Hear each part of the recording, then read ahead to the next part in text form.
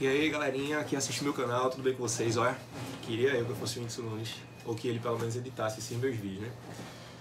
Pessoal, bom dia, boa tarde, boa noite. Eu não sei qual é o horário que vocês vão estar assistindo aí esse vídeo, tá? Mais um vídeo pro canal. Deixa eu regular essa cadeira aqui.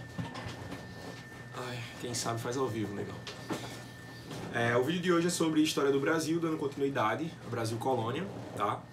E já tem uma aula no canal sobre Brasil pré-colonial e tem uma aula de filosofia, que é uma aula introdutória de filosofia, tá? Que eu falei bastante e deixei mais indagações, inclusive, do que respostas. Mas a aula de filosofia é isso mesmo, é pra gente indagar, é pra gente se questionar. E as próximas eu espero que deixem mais questionamentos para que vocês procurem ativar o modo investigador, né? O modo histor. É o significado de histor, de historiador, tá? Investigador, é uma espécie de detetive, de juiz. É uma loucura assim quando você está estudando história e filosofia ao mesmo tempo. Então, pessoal, para falar sobre Brasil Colônia, assistam a primeira aula que tem aí no canal, né, de Brasil pré-colonial. Primeiro a gente vai falar sobre as decisões de colonizar, né? Hoje eu tenho um mapa mental aqui na minha frente para não me esquecer de algumas coisas. A gente vai ter a decisão de colonizar o Brasil por parte de Portugal. Primeiro pelas disputas das potências europeias, né? Principalmente a França, mas a Inglaterra também, não vão aceitar muito bem a ideia do Tratado de Tordesilhas e a ideia da divisão da terra entre Espanha e Portugal. O próprio rei francês, né? Se eu não me engano é Francisco I, algo do tipo. Se não me engano, tá, pessoal? Eu sou péssimo em nome de reis, de papas, assim, de vez em quando eu acerto, de vez em quando eu erro. Mas isso não vai cair cobrando na prova especificamente, não. Ele vai dizer onde é que está escrito no Testamento de Adão que Deus dividiu a terra entre Portugal e Espanha. Não vejo. E ele vai patrocinar expedições, inclusive, né, expedições invasoras contra a colônia portuguesa na América, né? A gente sabe que os franceses invadem o Rio de Janeiro e invadem o Maranhão, tá? Inclusive o Villegagnon, quando invade o Rio de Janeiro em 1500 se não me falha a memória, 55, ficam até 58, ele busca trazer colonos, entra em contato inclusive com João Calvino para trazer colonos para o Brasil, né, calvinistas, pessoas para realmente efetivar um processo de povoamento da colônia, como estava acontecendo com as 13 colônias inglesas na América do Norte, tá? A gente vai ter aí, né, principalmente essas ameaças estrangeiras por parte dos franceses, o declínio no lucro no Oriente, né, principalmente após a conquista de Constantinopla pelos turcos otomanos em 1453, o comércio com o Oriente ele vai ficar, de certa forma, um pouco mais perigoso através do Mediterrâneo. Então os portugueses têm que realmente desenvolver o périplo africano, que no caso é o contorno da África, tá? Que eles vão conseguir com Vasco da Gama chegar às Índias em 1498. Porém, esse comércio com o Oriente ele vai gradualmente, né, se esfacelando, ele vai se diminuindo, né? Não que tenha acabado de um todo, mas ele vai diminuindo, principalmente a partir da abertura da produção açucareira aqui no Brasil, que vai ser muito mais rentosa, né, para Portugal do que o comércio com o Oriente. A ideia também de encontrar um possível Eldorado, de encontrar metais preciosos no Brasil, né, havia essa possibilidade. A ideia da igreja, né, principalmente da Companhia de Jesus, dos jesuítas, né, da companhia fundada pelo Inácio de Loyola, um cavaleiro cristão que funda uma companhia religiosa e militar ao mesmo tempo, que busca levar o cristianismo a todo custo para o mundo, ainda que leve guerras, ainda que leve genocídios, né? A ideia de catequização desses povos indígenas, né, vai ter uma disputa imensa na Europa para saber se esses povos devem ser cristianizados ou devem ser escravizados. A partir de 1570, a coroa espanhola, portuguesa, elas proíbem a escravização de indígenas, né? Não que tenha impedido os colonos de escravizar esses indígenas durante todo o período colonial e também durante o Império, né? Muitos desses indígenas passavam no censo como mamelucos, cafusos, caboclos, para não denominar, né, que eles eram tupis, tapuias, geis, né? Entre outras macroetnias, digamos assim. E com o que é que a coroa vai, né, fazer para poder colonizar efetivamente o Brasil? Vai se decidir pela implantação da economia açucareira. Estatal? Não. Uma implantação de uma economia açucareira privatizada, terceirizada, né? Então a coroa ela busca montar o sistema de capitanias hereditárias, tá? Essas capitanias hereditárias, elas vão ser implantadas a partir de 1534. Antes disso, Martim Afonso de Souza veio por volta de 1530, já para explorar o território de São Vicente, né? Funda o primeiro engenho de cana-de-açúcar em 1532, muito embora o rei de Portugal já tivesse autorizado que os colonos viessem para o Brasil implantar a produção açucareira a partir de 1516. É realmente a partir da década de 30 que se inicia um processo de efetiva colonização e de efetiva ocupação desse território para a produção açucareira, tá? Os portugueses já têm uma experiência prévia nas ilhas do Atlântico, principalmente em Madeira e Cabo Verde. Os portugueses já produziam cana-de-açúcar lá há um bom tempo, né? Pelo menos há uns 70 anos, 60 anos. Então já há um conhecimento dessa produção açucareira, né? Não era uma indústria inovadora, digamos assim, tá? Eles buscam transferir o custo da colonização para esses terceiros, que geralmente são pequenos nobres, né? Pequenos fidalgos, médios nobres da corte portuguesa. O próprio Duarte Coelho era membro da nobreza, né? Assim como boa parte desses navegadores, Pedro Álvares Cabral, Bartolomeu Dias, eram homens que faziam parte da nobreza portuguesa, e essa missão vai ser dada a eles, tá? Há uma terceirização da ocupação, uma privatização da colonização, né? E a divisão do Brasil em 14 lotes, 15 capitanias e 12 capitães donatários, né? Tinha capitães donatários que tinha mais de uma capitania, que eram divididas, né? Separadas por outras capitanias, outros feixes de terra, tá? Esses capitães donatários recebiam 2 documentos, recebiam a carta foral, tá?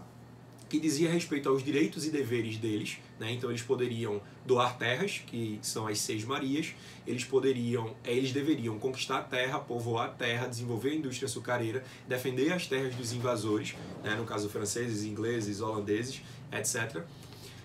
Não poderiam explorar o pau-brasil, nem outras madeiras régias, né? Que era estanco da coroa portuguesa, ou seja, monopólio da coroa, porém poderiam explorar a indústria açucareira, e mandariam somente 10% para a corte, né, para a coroa portuguesa em forma de impostos. Se encontrassem metais preciosos, 20% de tudo que eles encontrassem seria também da coroa. Então a coroa ganhava um dinheiro, né, ganhava os seus recursos financeiros sem gastar muita coisa, somente delegando as funções a essa pequena nobreza, a essa média nobreza. Nem todo mundo veio, obviamente, né? Nós temos 2 capitanias que vão dar certo, entre aspas, né, que é São Vicente e Pernambuco, que deu muito certo. Posteriormente, a Bahia, também com a fundação do governo geral, em 1548, vai ter uma produção açucareira cada vez mais, como é que eu posso falar, que vai contribuir, né, para esse crescimento econômico da colônia, e também vai produzir outras coisas, né? A Bahia tem uma produção mais variada, né? A própria produção de fumo também no Recôncavo Baiano é extremamente importante, principalmente para o tráfico africano, para o tráfico atlântico de escravos, que a gente ainda vai chegar nesse assunto, tá?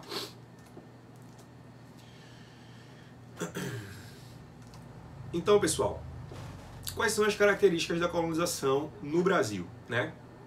A gente estuda no ensino médio que tem colônias de exploração e colônias de povoamento. Não tem como dividir isso. Não tem como povoar sem explorar, não tem como explorar sem povoar.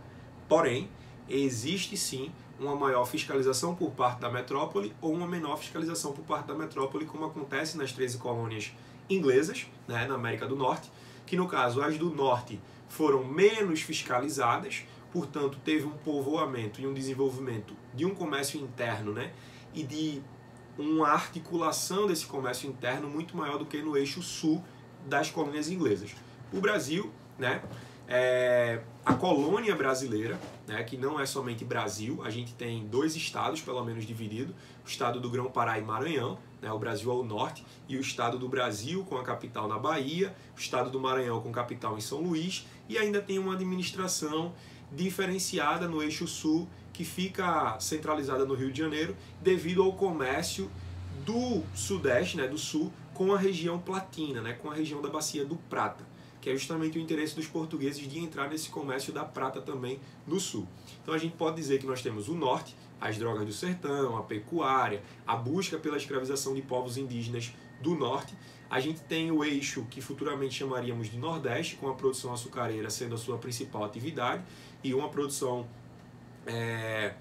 de fumo secundarizando aí essa produção açucareira e também a pecuária, né?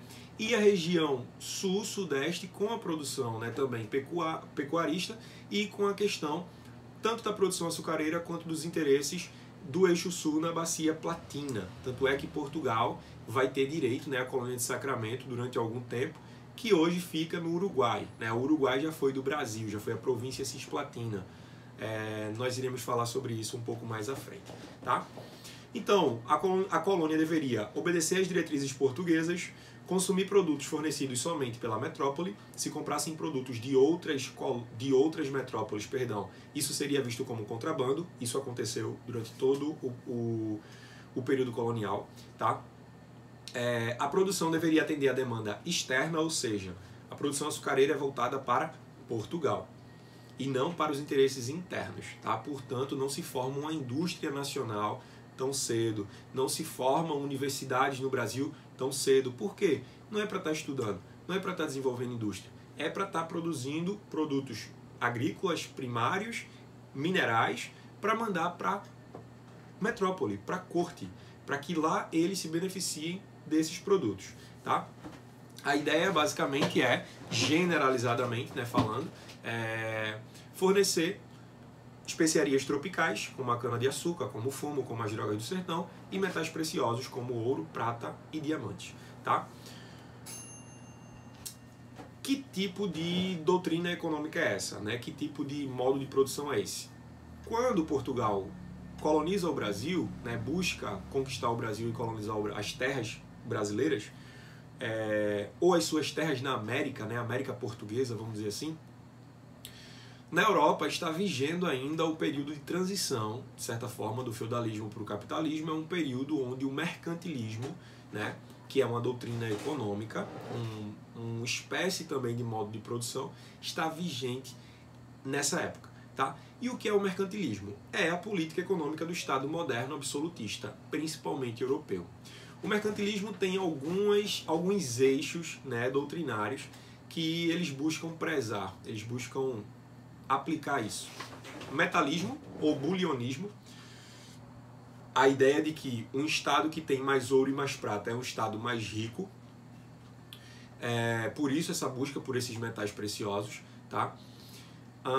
Uma balança comercial favorável, ou seja, o estado teria que vender mais do que comprar, porque se ele compra mais ele é dependente de outros estados-nação.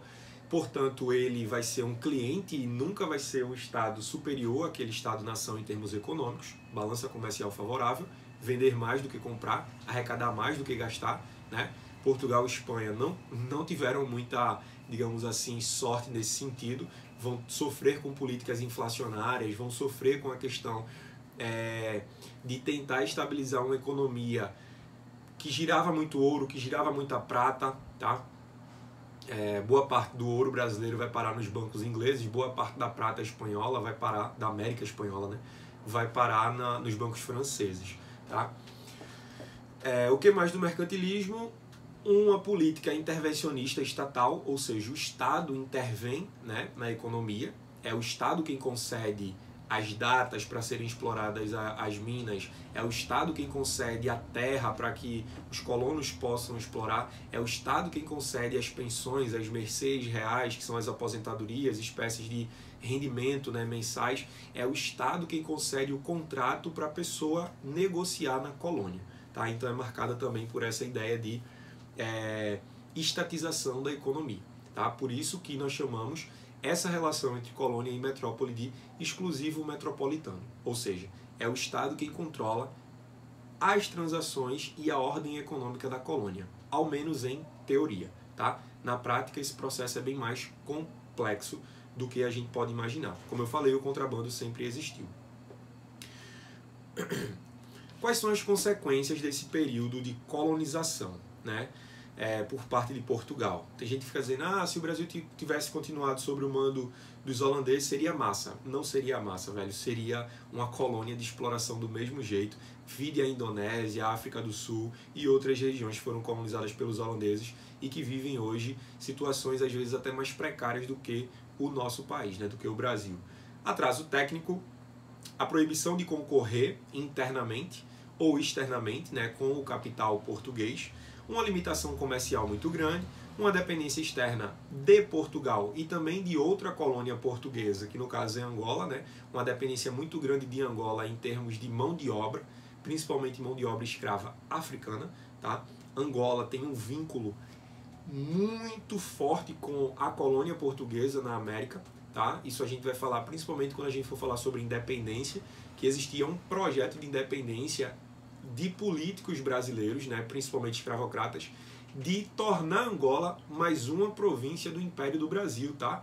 Isso caiu por terra, a Inglaterra negocia com Portugal e Brasil, e Dom Pedro I abre mão de Angola. Mas havia uma ideia de, após a independência, Angola continuar sendo uma província brasileira, justamente por conta da mão de obra escrava africana. Uma sujeição econômica muito grande por parte do Brasil em relação a Portugal, uma especialização da economia que é baseada na plantation, né? Escravidão, latifúndio, monocultura e agroexportação, tá? Ou seja, a colônia é uma grande fornecedora, uma grande fazenda fornecedora de gêneros primários para Portugal, tá? Os primeiros anos de colonização, isso é visto muito mesmo na prática, tá? Depois, óbvio que a colonização ela vai se complexificando, ela vai se tornando mais complicada, mais complexa, principalmente com os descobrimentos dos veios auríferos em Minas, Goiás, Mato Grosso, a interiorização do Brasil, União Ibérica, tudo isso nós vamos vendo passo a passo para a gente não se complicar e também não ter muita informação. O bom da aula no YouTube é que vocês podem pausar, voltar, assistir de novo, o bom é isso, né?